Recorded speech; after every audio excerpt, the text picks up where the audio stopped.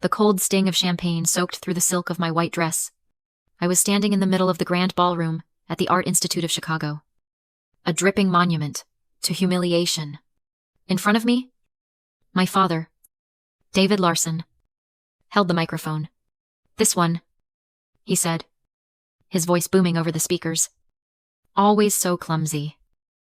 The crowd, hundreds of Chicago's elite, chuckled along with him.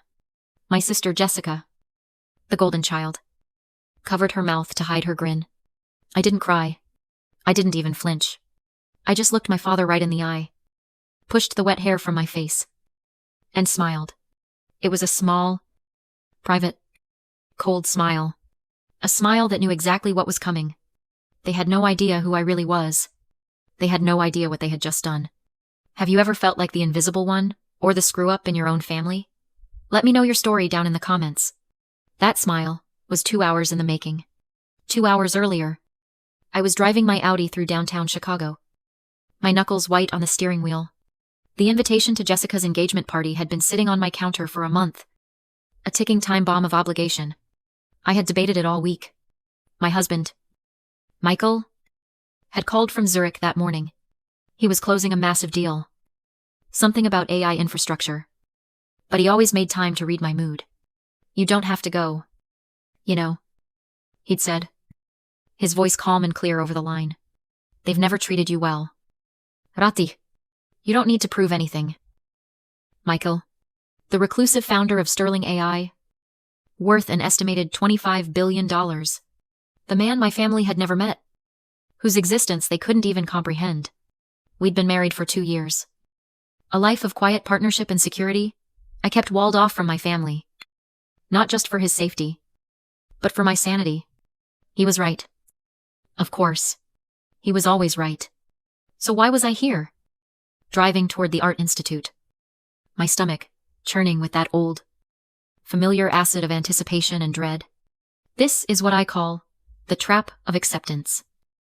It's a poison you drink willingly. In my professional life, I'm an assistant United States attorney.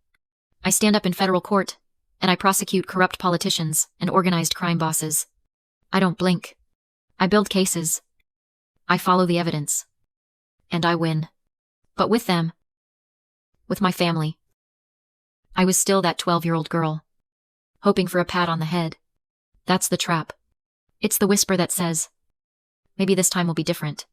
It's the belief that if you just show up one more time, achieve one more thing, dress the right way, that this will be the day they finally see you.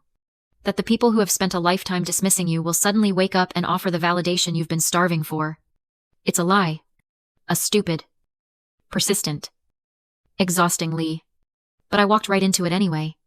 I parked the car, smoothed down my white dress, and walked into the lion's den. I walked into the ballroom, and the scent of money and lilies hit me. It was an obscene display of the Larson family's old money status. My mother, Linda, glided past me, her eyes doing a rapid scan of my appearance. "Rati, you made it," she said, her voice tight. "That hairstyle is practical. Soddol." She didn't wait for a response, already turning to greet a donor for her art museum. Across the room, my sister, Jessica, was glowing. She was the center of everything, accepting congratulations. Her laughter, bright and effortless. She was the golden child. It took me years, and a lot of therapy, to understand what that really meant. In a narcissistic family dynamic, the roles are assigned early. Jessica was the golden child. She existed to be a perfect reflection of my father's success and my mother's social grace. I was the scapegoat. I existed to carry all the family's failures, their insecurities, their shame. It wasn't just casual unkindness. It was a systemic requirement. They needed me to be the failure, so she could be the star. I remember when I was 12. I won the state debate championship. I was so proud. I thought my chest would burst. I waited by the door for them to come. But they never showed up. They missed it. Why? Because it was the same night as Jessica's spring ballet recital. Not her first solo. Just a recital.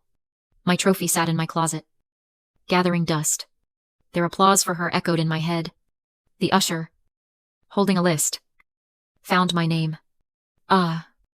Yes. Miss Larson. You're at table 19. Of course I was. Table 19. Tucked away in the back. Almost behind a marble pillar. Next to the catering entrance. I found my seat among the distant relatives and my cousin Emily. The kind one. On the teacher, they all pitied. Rati, she whispered, giving me a real hug. I'm so glad you came. Your dress is beautiful. Thanks. Em. You look great. An elderly aunt leaned over. Rati. Dear. Are you still working that difficult job, public defender? Isn't it? That was their narrative for me. The public defender. A noble but poor job. It must be so draining. Dealing with those people. And it certainly doesn't pay enough. You'll never find a decent husband that way. I just smiled. I didn't bother correcting her. I didn't tell her I was an assistant United States attorney. I didn't tell her that the people I dealt with were some of the most powerful criminals in the country. And I certainly didn't tell her that 2 years ago, I had married Michael Sterling. I kept that part of my life locked away. Safe. It was the one thing they couldn't criticize. Couldn't diminish. Couldn't touch. I was just Rutty. The clumsy public defender. And for now, that's exactly who I needed them to see. The music softened. My father, David Larson, stepped up to the small stage, tapping the microphone. The room fell into a respectful hush. Thank you all for being here, he started, his voice resonating with the practiced charm of a lifelong real estate mogul. Tonight is a father's dream. My beautiful daughter, Jessica. He beamed at my sister, who looked up at him with pure adoration. Is engaged to a man who finally meets our standards. Ryan Harrison. He gestured to Ryan, who stood beside Jessica. The perfect heir to a political dynasty. Ryan, you're not just marrying Jessica. You're joining a legacy of excellence. There was polite applause. I sipped my water. I knew my name wouldn't be mentioned. It never was. But then, his eyes scanned the room and landed directly on me. At table 19, a spotlight of pity. And, of course, he continued, his tone shifting to one of magnanimous, false sympathy. My other daughter, Rati, is here. She even made it all the way here. Alone. The crowd tittered. It wasn't hostile. Not yet. It was the kind of soft, dismissive chuckle reserved for the family spinster. The odd one out. My cheeks burned. But I kept my expression perfectly neutral. We're always so proud of Rati's independence, my father said, drawing out the word, her dedication to that. A little job of hers. We all just hope one day she'll find her own path. Maybe something a little less tedious. And, of course, a good man to take care of her. More laughter. Louder this time. It was a public execution. Delivered with a smile. I felt my cousin Emily flinch beside me. My father raised his glass. To Jessica and Ryan. After the toast, he stepped off the stage, basking in the congratulations. He was the king of this room. He grabbed a fresh tray of champagne from a passing waiter and made a direct line for my table. My heart didn't pound. It just went cold. I knew this move. This was the intimate follow-up. The close-range attack. He stopped in front of me, his shadow falling over the table. The laughter in his eyes hadn't faded. But really, Rati, he said, his voice low and chiding. You're at your sister's engagement party. The least you could do is try to look happy. And then it happened. He tripped. A theatrical, clumsy stumble. That wasn't clumsy at all. His arm pitched forward, and the entire silver tray, a dozen full glasses of ice-cold champagne, emptied directly onto my chest. A gallon of freezing, sticky liquid soaked me from my shoulders to my waist. My white dress, the one I had chosen so carefully, was instantly transparent, clinging to me. The shock of the cold made me gasp. The entire ballroom went completely silent. You could have heard a pin drop. My father, still holding the empty tray, stared at me, His microphone, clipped to his lapel, was still live. He leaned in, and his voice, that booming, confident voice, echoed through every speaker in the room. "This one," he said, shaking his head with a performer's sigh. "Always so clumsy." The silence broke. It wasn't a titter this time. It was a roar. The room erupted in full-throated laughter. People were clapping. My mother, across the room, had her hand over her mouth, but her shoulders were shaking with mirth. Jessica was bright red, laughing so hard she had to lean on Ryan for support. I just sat there, drenched, humiliated, and utterly calm. The smile I'd had earlier was gone, replaced by something else. A stillness. The trap had sprung, and I was finally done being the bait. I was just sitting there, dripping, the laughter of the room echoing in my ears. The champagne was cold, but I felt a strange, hot clarity. My cousin Emily rushed over, her face pale with horror, napkins flapping uselessly in her hand. "Rati. Oh my God. Are you?" But she was pushed aside. Someone else moved faster. Ryan Harrison, Jessica's golden fiancé, the heir to the Harrison political machine, was suddenly standing right in front of me. He wasn't looking at my father, who was still grinning. He wasn't looking at my sister, who was trying to get his attention. He was staring at me. Not with pity, not with amusement, with a look of absolute, stunning recognition, as if he'd just seen a ghost. "Jessica. Darling. Just a second," he said, waving my sister off without even looking at her. He crouched down beside my chair, ignoring the puddle I was sitting in. My family, David, Linda, and Jessica, moved in closer, curious about what their prized new asset was doing. Ryan leaned in, and his voice was a low, urgent whisper that only our small group could hear. "May God," he breathed. You're Ratty Larson, aren't you?" I just looked at him. His eyes were wide. The Assistant United States Attorney, the one who just prosecuted Senator Byrne. I didn't move. I didn't speak. "Holy," he whispered, running a hand through his perfect hair.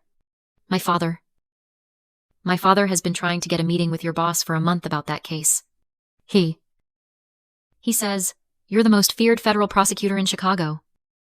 Silence. A small, cold bubble of silence, right in the middle of the laughing ballroom. My father's smile froze. My mother's hand, which had been covering her smile, dropped. Jessica just looked confused.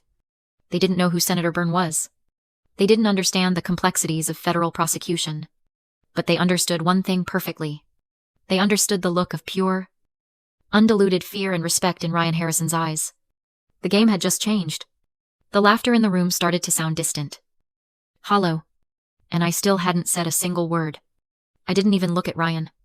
His words, "feared federal prosecutor," just hung in the air. A small, secondary explosion.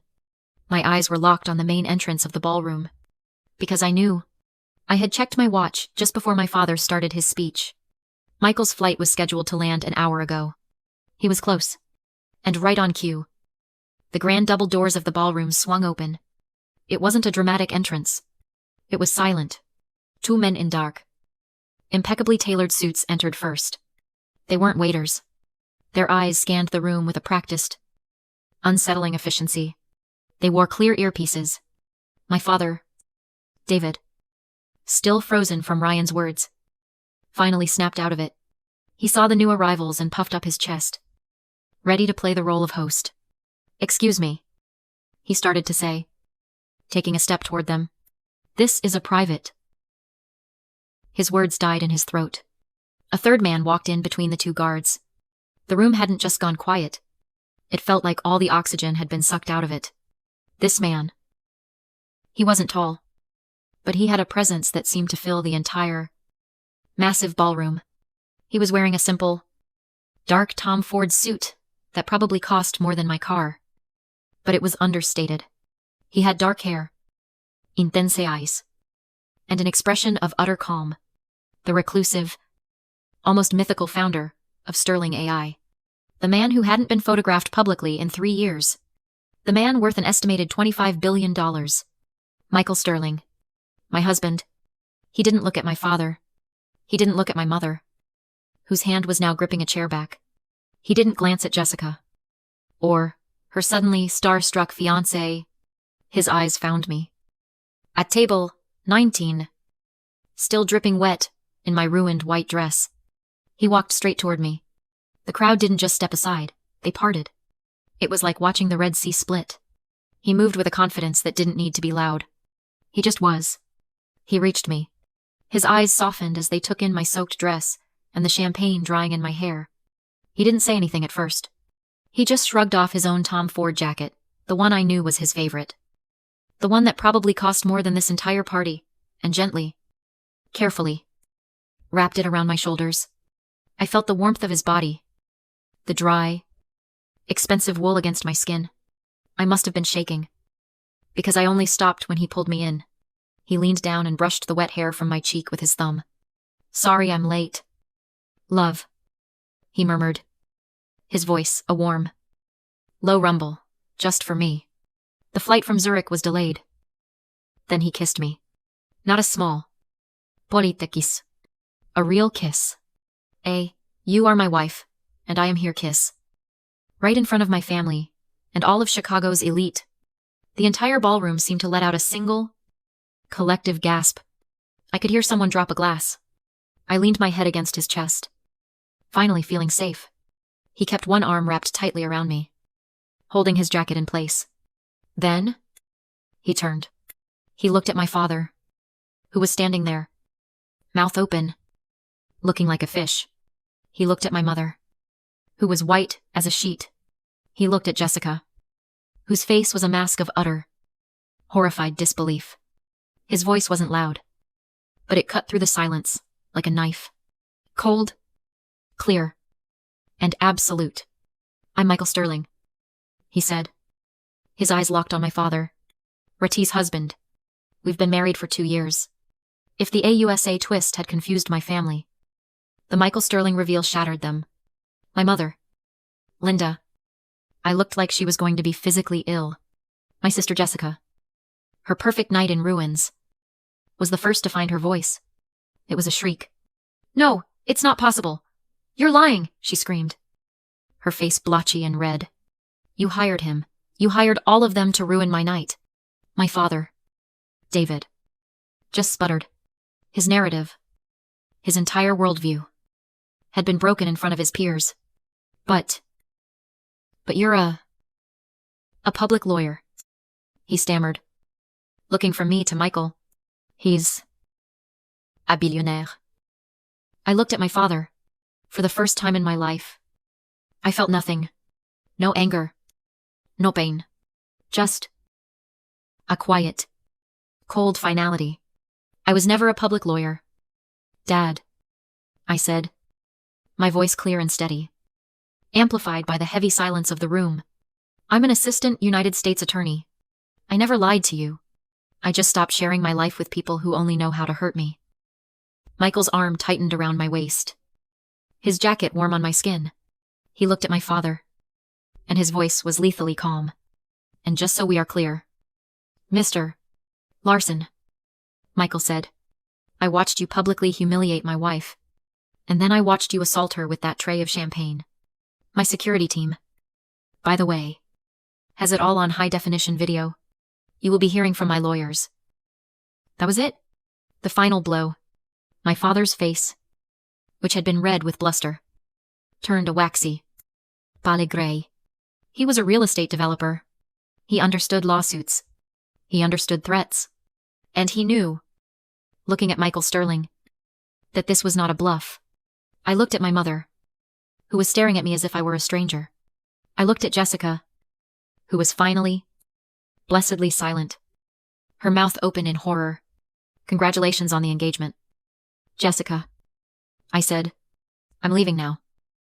Michael didn't let go of me. We just turned and walked. His security team, who had been standing by the entrance, moved with us, creating a silent, Protective bubble. We walked straight out of the ballroom, leaving my family standing alone in the wreckage of the narrative they had spent a lifetime building. I didn't speak to my family again that night. It took a full year of therapy. For me, and eventually for them, before a real conversation could even begin. Our relationship isn't perfect. It will never be. But for the first time in my life, it's real. It's built on hard, painful, necessary boundaries. I realized that family isn't always the people you share blood with. It's the people who see you. Michael is my family. My cousin Emily, the teacher who brought me napkins, is my family. My team at the attorney's office, that is my chosen family. Sometimes, the most courageous act of self-love is to stop begging for a seat at their table and to finally get up and build your own. Have you ever had to set a hard boundary to protect your own peace? Share your story in the comments below. Thank you for listening.